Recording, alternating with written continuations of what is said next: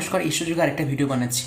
আমার যে পেছনে যে ব্যাকগ্রাউন্ডটা যেটা আছে, এটা যেহেতু আমি বাড়ি এসেছি বলে এত সুন্দর একটা ব্যাকগ্রাউন্ড দেখতে পাচ্ছি, কিন্তু যখন আমি বাইরে থাকি সেখানে এত সুন্দর ব্যাকগ্রাউন্ড হয় না। প্রায়শই আমি ছাদে গিয়ে ভিডিও বানাই বা রুমের মধ্যে থেকে ভিডিও বানাই, সেটা অতটা হয়তো এই সুন্দর হয়ে ওঠে না ব্যাকগ্রাউন্ডটা, কিন্তু চেষ্টা করি যে করার। যাই হোক, আমার দুটো ভিডিওতে আমি একবার এলাম আবার একটা কথা বলার জন্য। সেটা হচ্ছে যে অনেকে বলে থাকেন আমার একজন খুবই ফেভারিট একজন বিজ্ঞানী যিনি বিদেশে পড়ান, তিনি বলেন যে নিজেকে সবসময় মোটিভেট করতে হবে, এবং তার লেখা বইও আমি পড়ি।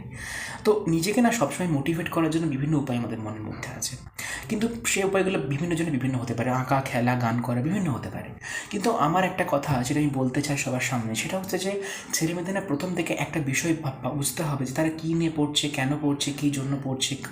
এবং ধরা যাক যে ইতিহাস বিষয়, যেহেতু আজকে নেতাজির জন্মদিন এবং আজকে সরস্বতী পুজো, খুবই সুন্দর দুটো দিন, দুটো বিষয় নিয়ে একটা দিন, খুবই সুন্দর। তো সেক্ষেত্রে আমার কথা হচ্ছে যে এই যে নেতাজির জন্মদিন বা আমরা যে ইতিহাস নিয়ে কথা বলি, সেখানে ইতিহাসের না বর্তমান সময়ে আমি দেখতে পাচ্ছি যে মানুষের মধ্যে ইতিহাস বোধটা খুব একটাভাবে জাগ্রত হচ্ছে না।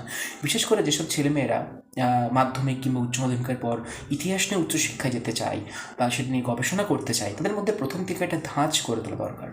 কারণ ইতিমধ্যে বিভিন্ন স্কুল কলেজ যেভাবে পড়ানো হয় বা যেভাবে তারা পড়ে রেসপেক্টিভলি, তারা উচ্চশিক্ষায় গিয়ে অনেক সময় কম্পিট করতে পারে না। এটা আমি নিজের অভিজ্ঞতা থেকে বলছি যে উচ্চশিক্ষার ক্ষেত্রে কম্পিটিশনটা অনেক অনেক বেশি।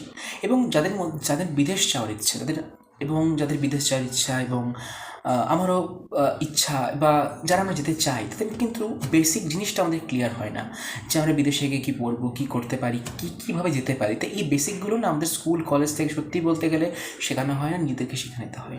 তাই প্রথম থেকে যে উচ্চশিক্ষায় যে আমরা যাবো, সেই উচ্চশিক্ষা যাওয়ার জন্য প্রথম থেকে যে জেদ বা তাগিদ যেমন থাকা দরকার, এটা তো প্রথম কথা। দ্বিতীয় কথা হচ্ছে কোন বিষয় নিয়ে পড়বো এবং কেন পড়বো, সেটা খুব গুরুত্বপূর্ণ। আজকে এত সুন্দর ব্যাকগ্রাউন্ড আমি পাচ্ছি বলে হয়তো মুখটা ক্লিয়ার আসছে, কিন্তু প্রত্যেকে সেটা আসে না, তাই না? তো আমাকে বুঝতে হবে যে আমাকে ভিডিওটা সে ব্যাকগ্রাউন্ডে যত সম্ভব ভালোভাবে বানাতে হবে।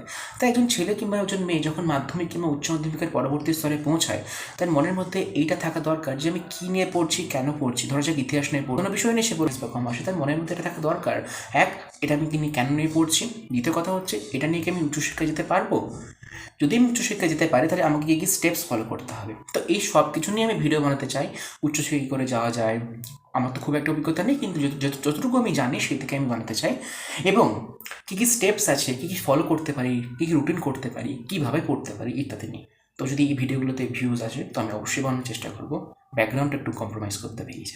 ধন্যবাদ।